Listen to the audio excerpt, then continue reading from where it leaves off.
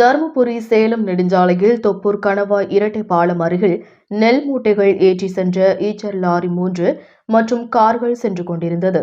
திடீரென ஒரு லாரி மற்றொரு லாரி மீது மோதியதில் 3 லாரியும் ஒன்றோடொன்று மோதியது.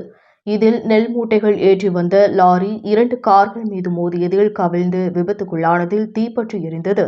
மேலும் இரட்டை பாலத்தை உடைத்துக் கொண்டு ஒரு லாரி மற்றும் ஒரு கார் பாலத்தின் கீழே விழுந்து நொறுங்கியது. இதில் இருந்த 3 பேர் படுகாயங்களுடன் தருமபுரி அரசு மருத்துவமனைக்கு கொண்டு செல்லப்பட்டனர்.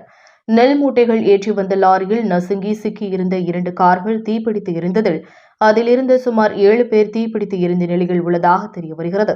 இதில் அவர்கள் உயிரிழந்திருக்கலாம் என கூறப்படுகிறது.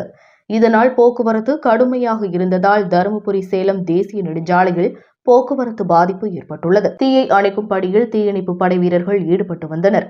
இதனையடுத்து சம்பவ இடத்திற்கு தருமபுரி மாவட்ட போலீஸ் சூப்பரண்ட் ஸ்டீபன் ஜேசுபாதம் மற்றும் தொப்பூர் போலீசார் விரைந்து சென்று மீட்பு பணியிலும் போக்குவரத்தை சரி செய்யும் பணியிலும் ஈடுபட்டு வந்தனர். இறந்தவர்களின் விவரங்கள் முழுமையாக தெரியவில்லை. மீட்பு பணிகள் முடிந்த பின்பு தெரியவரும் என கூறப்படுகிறது. இச்சம்பவமானது அப்பகுதியில் பெரும் பரபரப்பை ஏற்படுத்தியுள்ளது.